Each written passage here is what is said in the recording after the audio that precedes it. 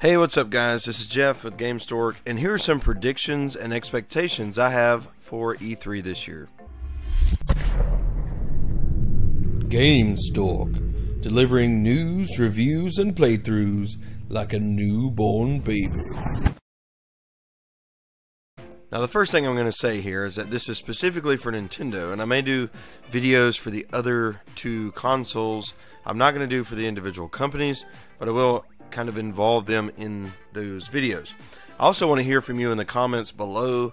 After I post this video, I will be doing another video based off what you want to see at E3. So if you'd like your comment to be featured here in one of these videos, please just sound off below. Let me know what you expect, and I'll be doing another video where I round up all those comments and talk about them. Alright, so first things first, you have to excuse me because I'm having some issues with my voice, as you can see, but I wanted to keep going, keep making these videos, and after this video today, I probably will take the rest of the day off. Unless there's some big breaking news story, and in that case, I promise I'll let you guys know. Alright, so the first thing is the safe bet. We know that Super Mario Odyssey will be at E3 this year. No question, there's going to be a playable version. They're going to just market this thing like nobody's business. The thing about that is there's a 1 hour presentation, so the question is, how long are they going to spend on Super Mario Odyssey? Well, I believe anywhere from 5 to 10 minutes of that presentation is going to be spent on Super Mario Odyssey. I might have said Galaxy, sorry. This is a huge game. This is a console seller, and this is like the, you know how a business opens and then like a year later you have a grand opening? Well, this is the grand opening for Nintendo. Like, they're going to have so many sales for Christmas this year, it's not even funny. And that's just because of Super Mario Odyssey. Now, the next thing I expect to see is a new Pikmin game. And I mean a new Pikmin game, not a ported Pikmin game. This is something that's been in the, as far as rumors, has been in the woodworks for quite some time, and I would love to see a new game. Now, as far as the motion controls and how great they were on the Wii U, it makes me wonder how that would work on the Nintendo Switch. I suppose they could enable touch when you're playing in handheld mode, and then you could just play with the Pro Controller otherwise. I highly expect to see this game. This is one that seems like it's a safe bet for them to create, and it's a lot of fun. It's not necessarily a console seller, but it wouldn't surprise me to see one right there at E3, and it's one of those that I just feel like it's a really safe bet for Nintendo to do. Now, this next one I'll go ahead and put out there is a really, really big game. This game is huge. Fans have been begging for it for years, and I think this is the year that Nintendo will finally have proven that they're listening to us when they announce a new Metroid game for the Nintendo Switch. And we don't mean just any Metroid game. I mean a open world, first-person shooter adventure game that is just going to rock everybody's brains. Now, obviously, I don't think this will be announced for this year, and it might just be a teaser trailer. It could just be a logo, you know, at this point. Doesn't matter. I think this game is going to show up at E3. Last year, right after the launch of the Nintendo Switch, there were some reporters who asked Reggie about this, and he said, talk to me in a year, and we'll be talking about this. So he didn't say that there was one, but he also alluded that there would be something in a year to talk about on the Nintendo Switch with Metroid, and I think right here at E3 is the perfect time. And could you imagine if they took what they did with Breath of the Wild, at least just a little bit of that concept, and put it into a Metroid game? Ah, yes. I mean, this would be perfect. This thing, believe it or not, has turned into a game that would actually sell consoles, and it would also fill the blank with the lack of first-party shooters on the Nintendo Switch. So, this is a wonderful opportunity for Nintendo to show that their first-party titles can include that first-person shooter that is an adventure-based game and fill the blank. Again, fill the blank of that missing genre on this console. Now, not to rush through these, but as far as Metroid is concerned, there's not a whole lot that we can speculate on. There are things that we could hope for, and if you have something more to hope for in the comments, that's fine. Real quick, Shin Megami Tensei 5. I believe that this title will make a showing. I don't think they're going to spend much time, if any time, on this thing at all, but I believe that there will be some new type of trailer for this game, because there is a very large following for this game. I think that Fire Emblem Warriors will be talked about a good bit. I believe that this game is going to not dominate time, but they're going to spend at least 5 minutes of the presentation on the new Fire Emblem Warriors, because Fire Emblem sells very well, and they're going to spend time on what makes money. So Fire Emblem Warriors will show up.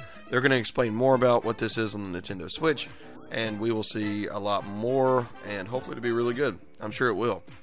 The next thing is something I believe that they are going to talk about a little, but they are not going to announce it until 2018, and that's the Super Smash Bros. 4, what I would like to call the Deluxe Edition. So far we saw Mario Kart got the Deluxe Edition, did very well, and so knowing that, I believe they're going to go ahead and put the idea in our heads about the Super Smash Bros. Deluxe port. Now it's obviously way too early to think about a new Super Smash Bros. Game, but it's not outlandish to believe that this port's coming. As a matter of fact, most people have already cemented that in their minds as a fact, and it would be foolish not to bring that to the Nintendo Switch. So I expect them to at least do a trailer, at least do some type of reveal. Even if it's not big, it's going to be there. I honestly believe that it'll be there.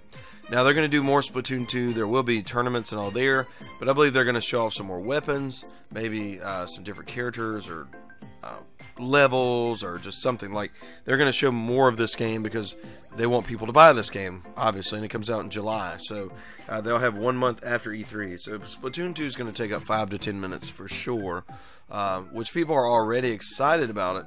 But you got to bet Nintendo is going to pour in a lot to the 2 games coming up within June and July, which brings me to the second title, which is ARMS. Now, here's the thing. We just had the ARMS Global Test Punch, and the next weekend is another one.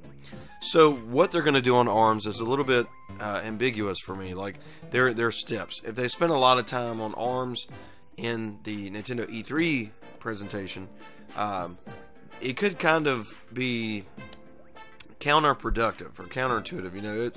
It's one of those things, like, we're already playing this, we already have an idea, so yes, mention it, go more in detail, maybe a little, but don't spend a lot of time on this at E3. I really hope Nintendo does not do that, especially since there's tournaments and things like that right there.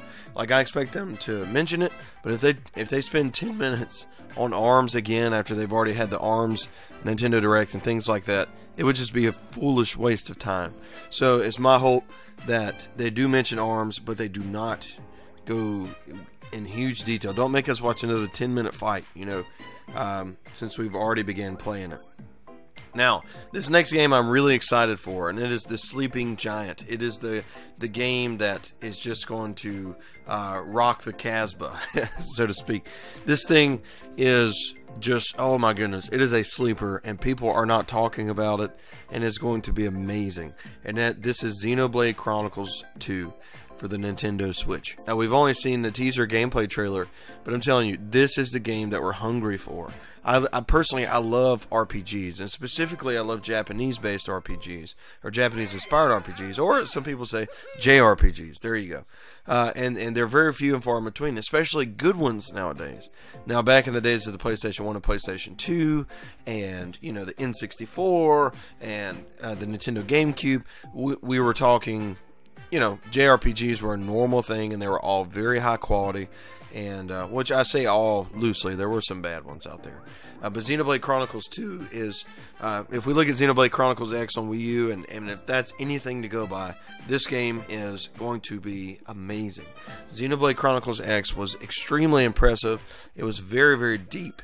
The relationships were awesome. The story was great. And I expect even more out of Xenoblade Chronicles 2. And I believe they're going to spend some time on this game, possibly playing it. But they definitely need to show off more of this game, because it is, to me, the sleeping giant here. A lot of people may not know the name as far as like a console seller, but it's still my hope that they will spend a lot of time on this title. I also believe that the virtual console will be shown, and the online interface will also be shared and commented on. Now, this is going to run for about 10 to 15 minutes of this entire presentation. It's going to be huge because the Nintendo needs to put an understanding in people's minds about what their online, first of all, what it's called, second of all, what it can do, Third of all, what it gives us for paying for it, and why it can, why it is a good option with the current generation consoles.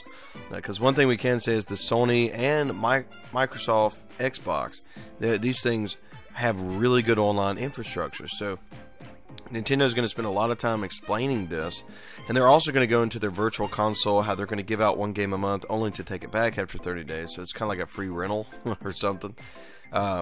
And they're also going to show us the GameCube on the virtual console, GameCube games, and so on and so forth. So I believe that they're going to go in detail. My hope is that they launch the virtual console 100% full out loaded with the games that they already have, and that's what's been taking them so long. Instead of just trickling out a bunch, just go and just put them all out there that are in there, and give us the option to just wade through and spend lots of money, because that's what we want to do as consumers.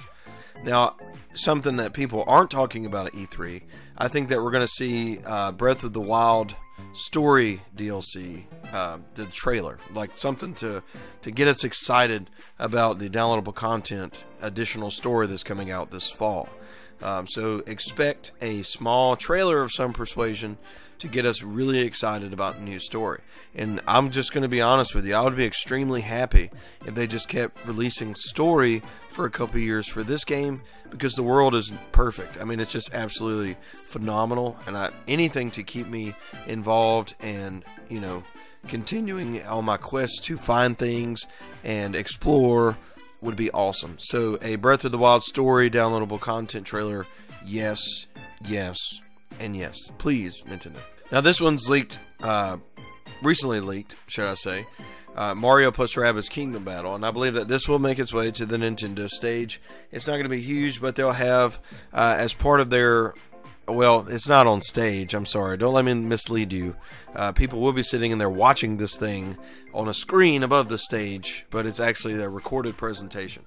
But I believe that the third-party publishers will make a appearance in this Nintendo Switch presentation during the hour, one of which will be Ubisoft, and they are going to talk about Rayman Legends, and they're also going to talk about Mario plus Rabbids Kingdom Battle.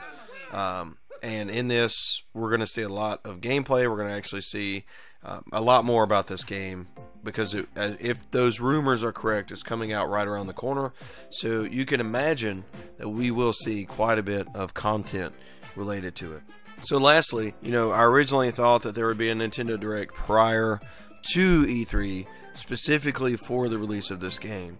And we have been just waiting patiently for a long time for this game. It is Pokemon Stars for the Nintendo Switch, and I would think that this thing is going to show up. I know it's probably not going to be out this year. I hope that it is, because it has been enough time, in my opinion, since the 3DS versions came out. I hope it does release this year. That would be huge. But right now I'm just hoping that it makes its way onto the Nintendo Direct presentation for E3. And even if it's just a trailer, I'm okay with that. I'm perfectly fine with that. I think that would be absolutely wonderful. I would accept it, So, anywho, that's my predictions for this. And now I'm going to go lay down and get some rest. Oh, yes. I'm just kidding. Thank you guys so much for watching. I certainly appreciate you. Be sure to sound off below. Let me know what you think is coming at E3. Let me know what you hope is coming to E3. And I'm going to put all those comments together in a video, give you shout outs on that video for your awesome comments, and we'll talk about those there. Thank you so much again for watching. Again, be sure to like and subscribe, and we will see you next time.